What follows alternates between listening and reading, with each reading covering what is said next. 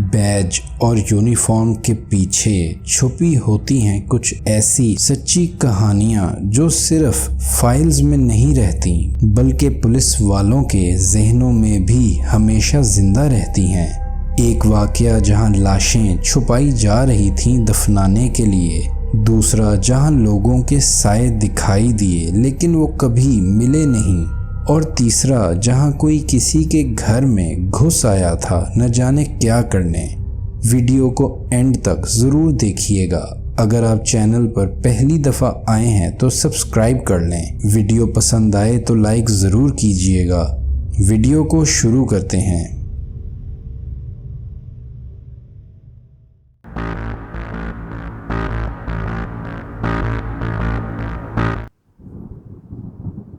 मुझे पुलिस में काम करते हुए 20 साल हो गए हैं और इतने वक्त में मैं तरह तरह की कंप्लेंट्स देख चुका हूँ।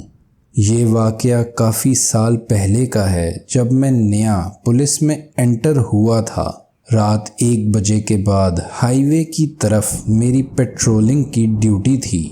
मैं ज़्यादातर अपनी गाड़ी रोड की साइड पर जहाँ दरख्त होते थे वहाँ खड़ी किया करता था कुछ वक्त के लिए, ताकि रोड के ऊपर अच्छी तरह नज़र रख सकूं और स्पीड लिमिट से ऊपर जाने वाली गाड़ियों को भी देख सकूं। मगर उस रात मुझे पहले ही काफ़ी लेट हो चुकी थी तो बहुत ज़्यादा गाड़ियों का वहां से गुजरना मुमकिन नहीं था। इसलिए मैं अपनी हमेशा वाली जगह नहीं गया और एक पेट्रोल पंप की तरफ चला गया।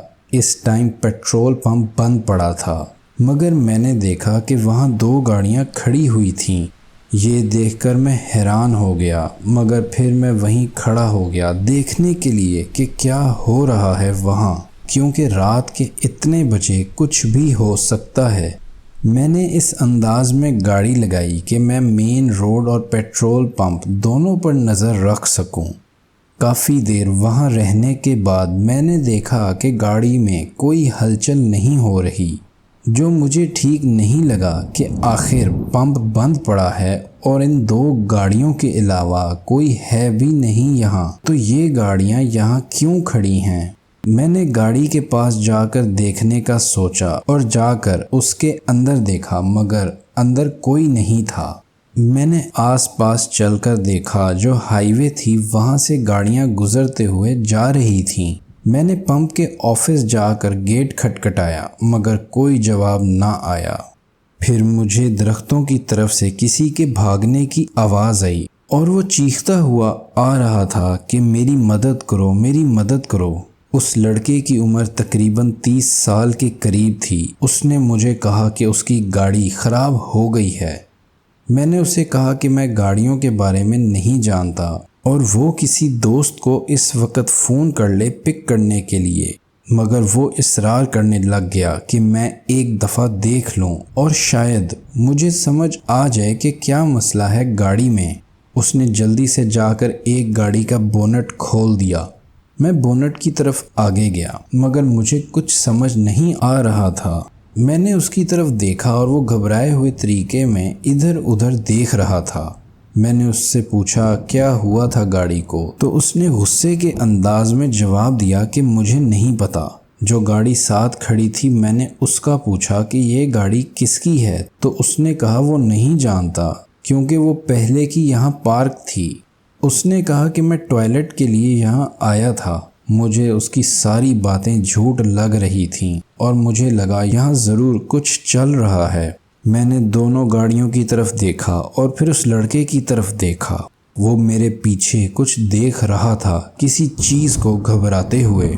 मैं जल्दी से पीछे मुड़ा और मैंने देखा कि एक और लड़का मेरी तरफ आ रहा था और उसके हाथ में एक गन थी। मैंने जल्दी से अपनी गन को निकाला और उसकी तरफ कर दिया। लड़के ने अपनी गन नीचे फेंक दी और मैंने जल्दी से कुछ और ऑफिसर्स के लिए राब्ता किया।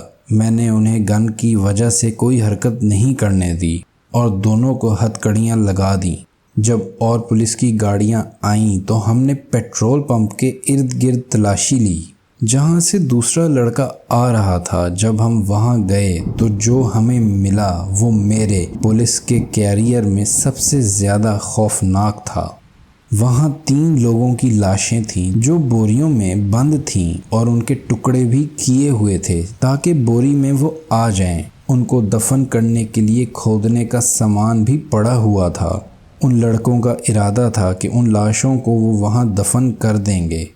اس رات میں نے اپنی موت کو بہت قریب سے دیکھا تھا، کیونکہ اگر میں پیچھے مڑ کر اس لڑکے کو نہ دیکھتا تو شاید میری بھی لاش وہیں ملتی۔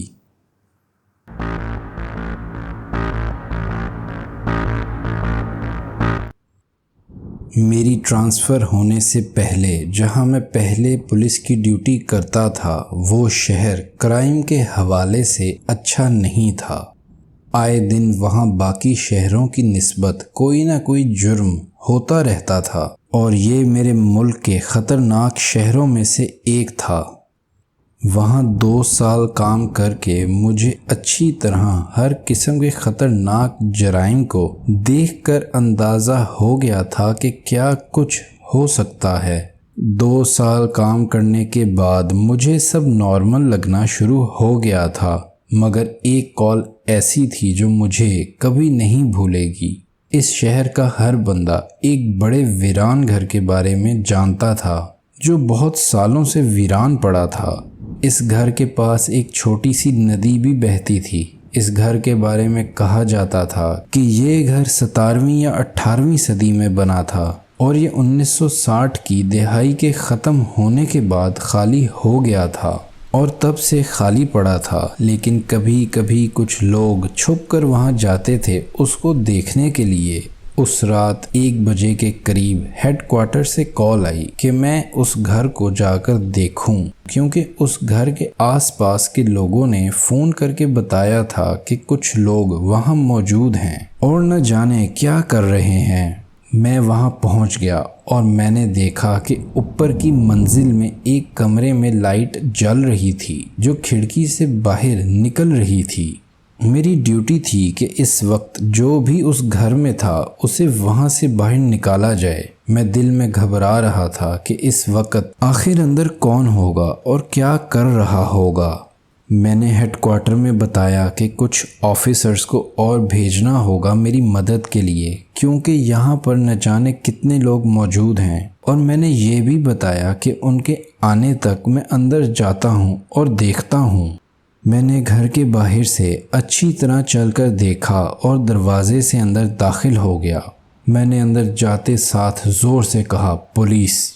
میں گھر کے بڑے ہال میں تھا اور لائٹ صرف میری ٹارچ کی تھی۔ مجھے اوپر چلنے کی آوازیں آئیں اور میں نے پھر زور سے کہا، پولیس، مگر کوئی نیچے نہیں آیا اور میں اوپر سیڑھیوں سے جانے لگا۔ میں چلتا رہا اور میرے پاؤں کے نیچے پرانی چیزیں اس گھر کی آوازیں نکالتی رہیں۔ اچانک ایک کمرے سے کچھ گرنے کی آواز آئی۔ مجھے گھبراہٹ اور ڈر دونوں محسوس ہونے لگ گئے تھے۔ میں نے اپنی گن کو ہاتھ میں مضبوطی سے پکڑا اور دیکھنے کے لیے اس طرف چل پڑا۔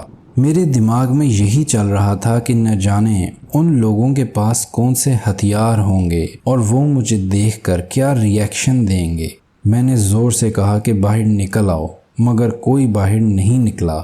میں ایک کمرے میں گھسا جس میں مجھے لگا تھا کہ آواز یہاں سے آئی ہے۔ یہ ایک چھوٹا سا کمرہ تھا جس میں 2 کھڑکیاں تھیں۔ میں نے ایک بار کہا کہ جو کوئی بھی ہے یہاں وہ باہر نکل آئے۔ میں نے کمرے کی بڑی الماری کو بھی دیکھا، مگر وہاں کچھ نہیں تھا۔ مجھے کچھ سمجھ نہیں آ رہی تھی کہ آخر یہ سب کیا ہو رہا ہے۔ میں نے کمرے میں چکر لگایا اور پھر دیکھا کہ 2 جسم باہر کھڑکی سے مجھے دیکھ رہے تھے۔ اندھیرے کی وجہ سے صرف جسم کا وجود نظر آ رہا تھا، شکل میں دیکھ نہیں سکا۔ اور پھر دوسری کھڑکی میں بھی 3 وجود نظر آئے۔ وہ اپنی جگہ سے نہیں ہل رہے تھے اور ان کا رخ میری طرف ہی تھا۔ اس کمرے میں بالکونی تک جانے کا راستہ نہیں تھا۔ میں ساتھ والے کمرے میں چلا گیا بالکونی کا دروازہ ڈھونڈنے کے لیے۔ دروازہ ساتھ والے کمرے میں تھا، مگر جب میں کھول کر بالکونی میں آیا وہ لوگ جا چکے تھے۔ مجھے اس دروازے کے علاوہ بالکونی سے اندر یا باہر جانے کا کوئی راستہ نظر نہیں آیا۔ میرے ساتھیوں کی گاڑیاں آ گئی تھیں جن کا سائرن میں دور سے سن سکتا تھا۔ میں ان کے آنے پر نیچے چلا گیا۔ میں نے انہیں بتایا جہاں میں نے وہ سارے لوگ دیکھے تھے۔ میری بات سن کر وہ لوگ بھی ڈر گئے۔ ان کا کہنا تھا کہ وہ بت بن کر کیوں کھڑے رہے ہوں گے اور مجھے دیکھتے رہے ہوں گے۔ ہم سب نے مل کر سارا گھر دیکھا۔ اس بار پہلی منزل پر ایک اور کمرہ ملا جس کے باہر کھڑکی تھی، اور اب مجھے لگا کہ باہر کوئی چل رہا ہے۔ میں نے جلدی سے دوسروں کو الرٹ کیا اور اپنی لوکیشن بتائی۔ ہم نے پورا گھر اچھی طرح پھر سے دیکھا، اور وہ بھی بہت ٹائم لگا کر، مگر کوئی نہیں مل سکا۔ ہم نے گھر کو باہر سے تالا لگا دیا۔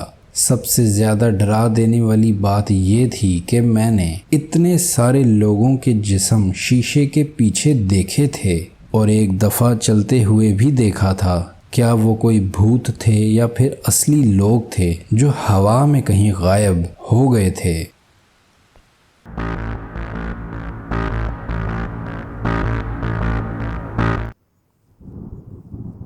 میری جاب پولیس میں تھی۔ ایک دن پیٹرولنگ کرتے ہوئے مجھے اور میرے پارٹنر کو ریڈیو پر کمپلینٹ ملی، جس میں بتایا گیا تھا کہ کسی کے گھر میں کوئی انجان شخص گھس گیا ہے۔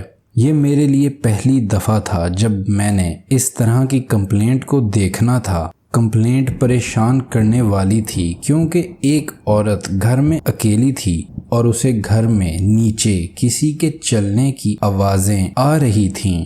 لیکن جب وہ کال پر یہ سب بتا رہی تھی، بیچ میں اس کی کال کٹ گئی تھی۔ میں اور میرا پارٹنر گھر پہنچے اور مین دروازہ جو کہ کھلا ہوا تھا، ہم اس سے اندر داخل ہو گئے۔ اسی دروازے سے جو بھی تھا اندر داخل ہوا تھا اس گھر میں۔ ہم نے اندر داخل ہو کر زور سے کہا پولیس، اور اپنی گنز کو مضبوطی سے پکڑے رکھا کیونکہ ہمارا خیال تھا جو بھی گھر میں داخل ہوا ہوگا اس کے پاس کوئی نہ کوئی ہتھیار ضرور ہوگا۔ ہم نے اس عورت کا نام زور سے لیا مگر کوئی جواب نہیں آیا۔ ہمیں یہ لگا کہ وہ ڈر کے مارے چھپ کر بیٹھی ہے تاکہ اپنی لوکیشن ظاہر نہ ہونے دے اس کو جو گھر میں گھس آیا تھا۔ پہلے ہم نے سارا فرسٹ فلور گھر کا دیکھا جلدی سے کیونکہ وہ بہت بڑا نہیں تھا۔ گھر میں بیسمنٹ نہیں بنی ہوئی تھی۔ اچانک ہمیں اوپر سے دروازہ بند ہونے کی آواز آئی، جس کی وجہ سے میں اور میرا پارٹنر الرٹ ہو گئے۔ میں اوپر جانے کے لیے چل پڑا اور میرا پارٹنر میرے پیچھے آنے لگ گیا۔ سارے دروازے بند تھے جس کی وجہ سے پتہ نہیں چل رہا تھا کہ آواز کس دروازے کی تھی۔ میں نے اپنے پارٹنر کو کہا کہ تم ایک دروازہ دیکھو اور ایک میں دیکھتا ہوں۔